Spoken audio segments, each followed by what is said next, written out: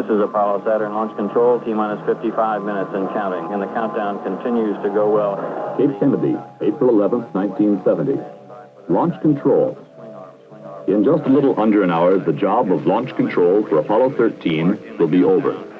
Now we'll go to the Manned Spacecraft Center in Houston, Texas for a status. This is Mission Control, Houston. At the present time, the flight controllers here in Mission Control are monitoring the countdown and the status of the crew, the launch vehicle, and the spacecraft. Half a continent away, the flight controllers prepare for the most critical phase of their job. When Apollo 13 clears the tower, they take over. They are the hub of a worldwide communications and command network upon which the entire mission revolves. In just a little over 2 days, the men and facilities will be tested as never before. This is Mission Control, Houston, at T-minus 53 minutes and 20 seconds.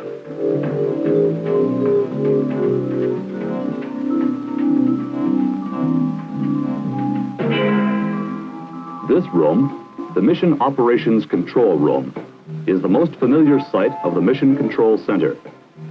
But this is just one part of the overall complex. Beyond this are staff support rooms, weather and recovery rooms, voice communications, communications command and telemetry, display control, and the real-time computer complex. The Mission Control Center has two-way information flow around the world to tracking stations, recovery forces, contractor facilities, other NASA and government installations, or wherever else is needed. And of course, to the spacecraft. The link between Mission Control and the spacecraft operates like this. The spacecraft is in Earth orbit, or in lunar orbit, or in space between the Earth and the Moon. It communicates with Earth through one of the tracking stations of the Manned Spaceflight Network. These tracking stations are located at strategic spots around the world to keep in constant contact with the spacecraft. Permanent locations may be supplemented with special tracking aircraft and a tracking ship. The stations are tied in with the Goddard Space Flight Center in Greenbelt, Maryland.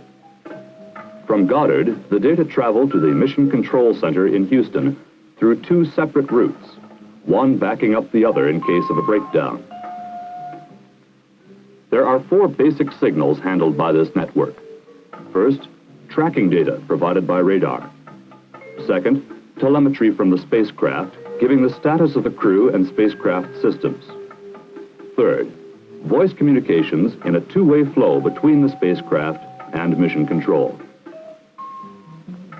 The signals from the spacecraft flow from the tracking station through Goddard to Houston.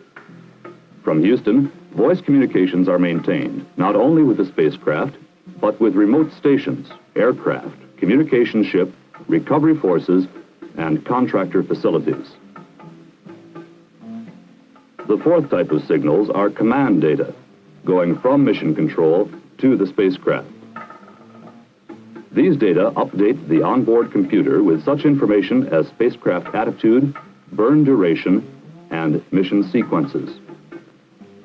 Telemetry and tracking data enter Mission Control through the Communications Command and Telemetry System. These data are then sent to the real-time computer complex. From there, it goes to the Display Control System, and then to man in the staff support rooms, weather, recovery, and the Mission Operations Control Room. Commands are sent from the Mission Operations Control Room through the Communications Command and Telemetry System, through Goddard and the tracking network to the spacecraft. Voice communications are routed through the Voice Communications System for distribution and mission control around the world, in space, or on the Moon. Consoles in the Mission Operations Control Room, staff support rooms, real-time computer complex, and other key locations have panels enabling the operator to select from the many communication loops available. Storage batteries can provide emergency power should an outside power failure occur. All voice communications are recorded for later analysis. Read out the temperature. Telemetry signals monitoring the spacecraft systems and experiments are received through the Communications Command and Telemetry System, referred to in NASA shorthand as CCATS. The heart of CCATS consists of 3 UNIVAC 494 computers, 2 of which are active during missions. Telemetry data is received, processed, and distributed on a real-time basis. Digital commands being sent to the spacecraft or experiments go through CCATS, where they are formatted and validated. These commands are then sent to Goddard, where they are again validated and routed to a tracking station to be uplinked to the spacecraft's onboard computer. When the command is received, the verification is then telemetered back to Earth, to Goddard, through the dual paths to CCATS. The time lag from command initiation to the time it leaves Earth is about 1/2 second. The command will reach the spacecraft in from 1 to 3 seconds, depending on its distance from Earth. The return telemetry signal follows the same route in reverse. The bulk of the data are routed through CCATS to the real-time computer complex, called the RTCC. They initially go to the Systems Selector Unit, which can be described as a super switchboard, to send the data to the computers selected for mission support. There are 5 IBM 36075 computers in the RTCC. During an Apollo mission, 2 are used to support the flight. The remaining computers are used to support the Apollo Lunar Surface Experiments Package, an automated lunar science laboratory, and for simulations or other future missions-related activities. They can be called into service as replacements should one of the mission support computers fail. The computer complex is supervised by men in the RTCC control room. The 2 mission computers are both fed the same mission data, but only one is connected to the main display system. The other is a dynamic standby, which can take over immediately should the main computer fail. This switchover has been designed so that a man makes the decision to switch.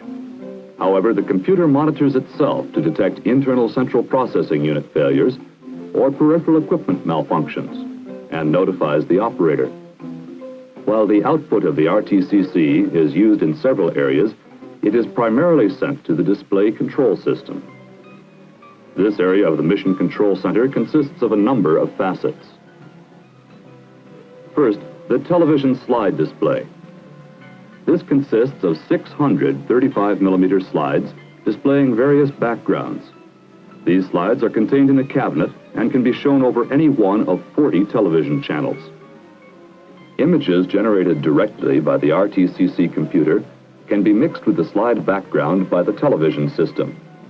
Any display can be called up by flight controllers or others using the digital television system. Should a copy of any display at any given time be desired, a hard copy can be made. This is then sent to the proper location through a pneumatic tube system. Displays of general interest to the flight controllers can be projected on large screens in the front of the Mission Operations Control Room. Rear screen projectors are used, including color and black and white television projectors, slide projectors, and scribing projector plotters controlled by the Mission Operations computer. The staff support rooms, abbreviated SSRs, are the next link in mission control. Located next to the Mission Operations Control Room, there are 6 staff support rooms, including flight dynamics, vehicle systems, life systems, flight director SSR, experiments office, project office SSR, and on the first floor, the instrumentation support team. The general function of all staff support rooms is to receive and analyze data, predict trends, and compare them with baseline data. They send the information with recommendations in condensed form to the flight controllers in the Mission Operations Control Room, called MOCR. The Project Office SSR provides detailed flight subsystems analysis, where actions to correct malfunctions are called for. The Flight Director's SSR keeps detailed track of stowage lists, spacecraft configurations, and provides procedure support to MOCR. In the life support area, records of medication the crew has taken are kept. Trends in the physiological condition of the crew are analyzed, and medical data requirements formulated.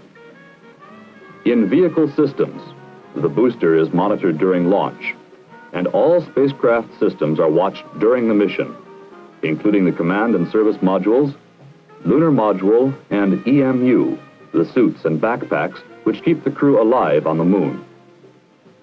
The Experiments Office SSR provides scientific data analysis for operational flight experiments.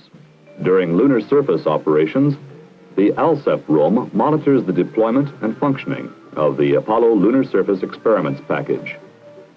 This room also operates between missions to observe and control the operation of this automated lunar scientific observatory. The Flight Dynamics Staff Support Room monitors all phases of the flight trajectory and powered maneuvers, such as Earth orbit insertion, translunar insertion, mid-course corrections, and lunar orbit landing and ascent trajectories. The Instrumentation Support Team monitors and controls the flow of all mission data through the Mission Control Center and the Manned Spaceflight Network. All information funnels into flight controllers in the Mission Operations Control Room, MOCR. The men at these consoles must be prepared to make mission-critical decisions. The Booster Systems Engineer, call sign Booster, is responsible for analysis and evaluation of the status and performance of the launch vehicle and its systems. He reports any major malfunction that could affect the mission. The Return to Earth Officer, call sign Retro, observes every phase of the mission from launch through the return, watching for contingencies. His job, in addition to the nominal end of mission planning, is to always have available the fastest and best way to get the crew back in case of an abort.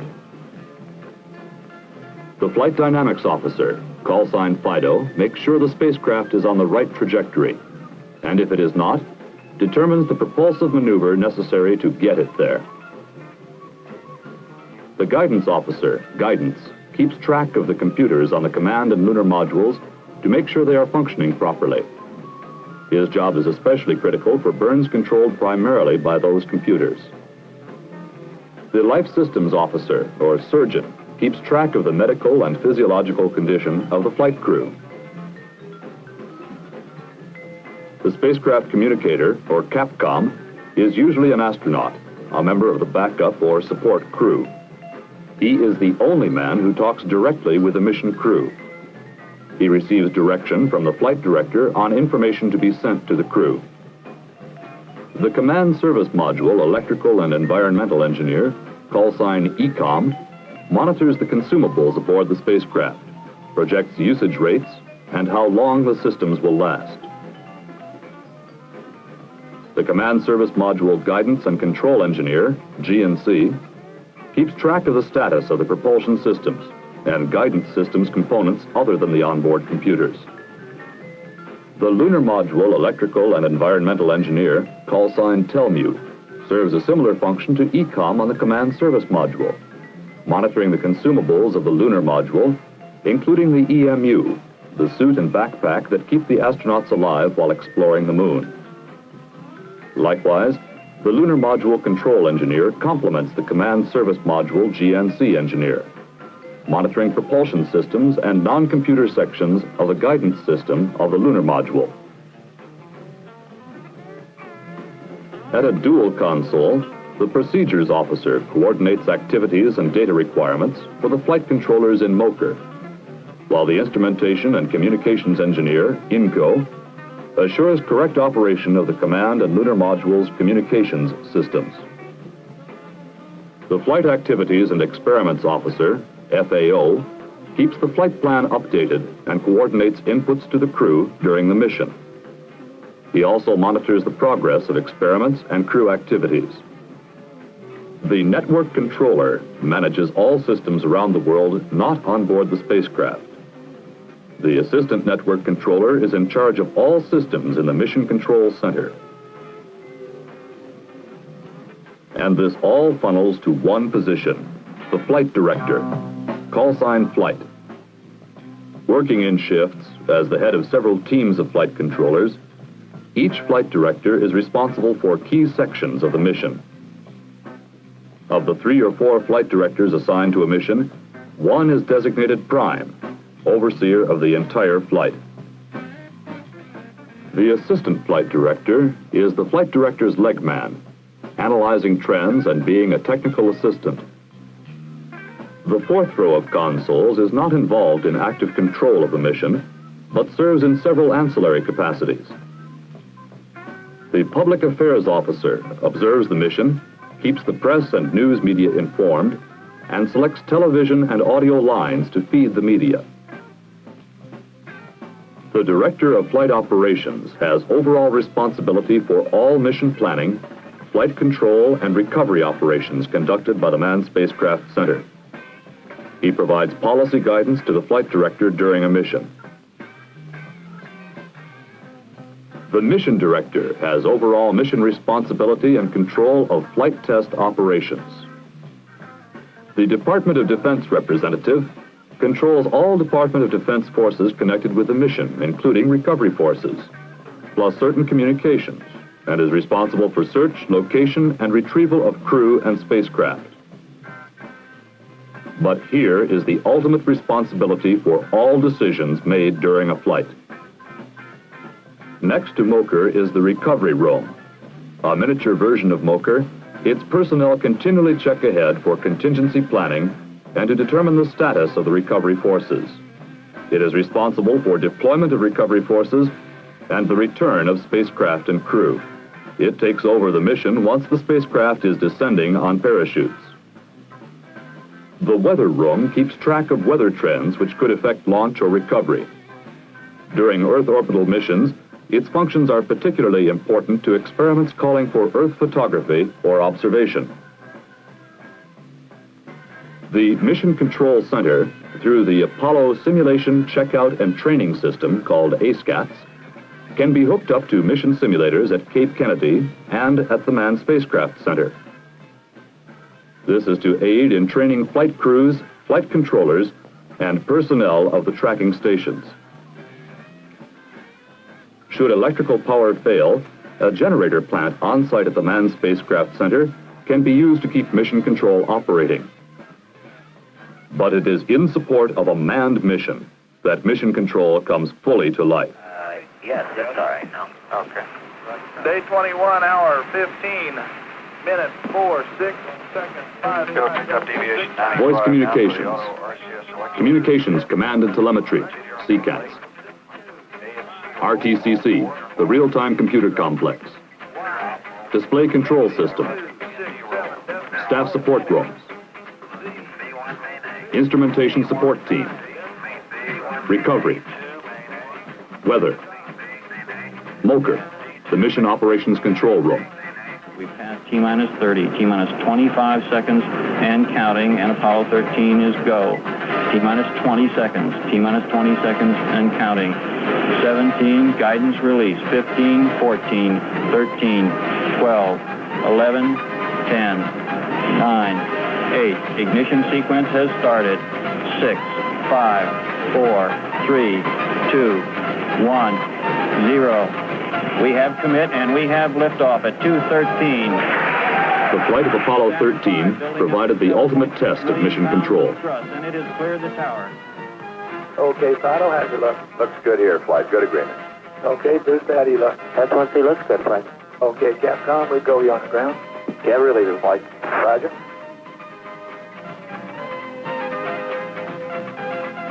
Guidance, how's it look? Good, flight. Okay, Econ, GNC. Looks good, flight. Looks good, flight. Okay, Surgeon. It looks fine. Through max fuel and we're go, Frank. Roger, Booster. Apollo 13 was routine until 55 hours, 55 minutes into the flight. Okay, Houston, we've had a problem here. Flight guidance. Go, guidance. We've had a hardware restart. I don't know what it was. Okay. Houston, we've had a problem. We've had a main B bus undervolt. You see an AC bus undervolt there, guidance? Or ECOM? The first thing to do was to make sure that the problem was not an instrumentation failure. We may have had an Next, instrumentation problem. determine the severity of the problem. Now, Houston, you're looking out the hatch, so we are venting something. We are venting something out into space. Okay, let's everybody think of the kind of things we'd be venting. GNC, you got anything that looks abnormal in your system? Negative flight. How about you, ECOM? That's firm flight. Flight, I've got a feeling we've lost 2 fuel cells. I hate to put it that way, but I don't know why we've lost them. It doesn't all tag up. Network from Flight. Flight network. Bring me up another computer in the RTCC, will you? GNC, can you get somebody in the back room to try to figure out what the equivalent delta V is we're getting so that we can see if we can backtrack to see if we can figure out what's venting? It would later be found that an oxygen bottle in the service module had exploded. The decision, power down the command and service modules and use the lunar module as a lifeboat. Tell me you from Flight. Go ahead, Flight. I want you to get some guys figuring out minimum power in the LEM to sustain life. It was now up to mission control to get the astronauts back. Because of their position between the Earth and Moon and the condition of their systems, the crew would have to loop around the Moon, then head home. They were living in the lunar module, dependent on systems not originally designed for long-duration spaceflight. The object, survival. Booster, his job was over now. Retro, get them back to the recovery area in the best way. Fido, figure the best trajectory and the maneuvers necessary to do it. Guidance, keep that lunar module onboard computer honest. Surgeon, make sure the crew stays okay. Capcom, keep the information coming to the crew. Update those checklists. ECOM, monitor the systems and make sure we have enough left in the command module for re-entry. GNC, make sure we have attitude and guidance for the mid-course burns and re-entry. Telmu, watch the lunar module consumables. Keep the crew alive. LEM control, make sure the lunar module has attitude control, guidance, and propulsion to make the burns to get home. Procedures, keep the MOCR functioning smoothly in this crisis. INCO, maintain communications with the spacecraft. FAO, update the flight plan. Make sure the crew has time to get things done. Then give them some time to eat and sleep. Network, keep the Earth-based systems functioning. In mission control alone, 10,000 miles of interconnecting wire and 2 million connections. Flight directors, it's on your back now. If you're not on duty, you're sleeping. You're in meetings to make survival decisions, or you're running simulations to develop spacecraft procedures and techniques. Staff support rooms, get cracking on the innumerable details involved. Recovery, weather, make sure they'll land in a safe area where you can get to them. Display, keep the information in front of the men who need it when they need it. RTCC, calculate, recalculate, and calculate again. Where are we? Where should we be? How do we get there? Instrumentation support team, keep the telemetry coming in and the commands going up to the spacecraft. ASCATs, get the simulators cranked up. There's hundreds of new emergency procedures now. They must be tried on Earth before the crew uses them on their crippled spacecraft. Voice communications, patch in everyone around the world who needs in. Keep them in touch.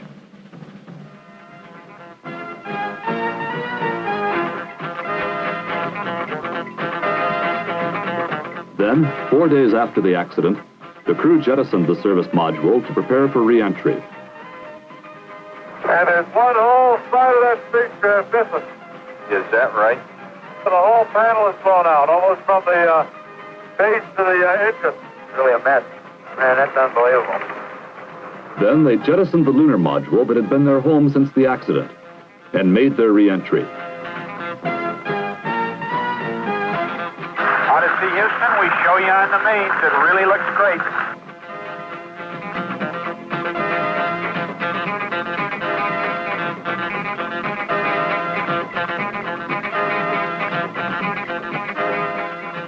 They got back.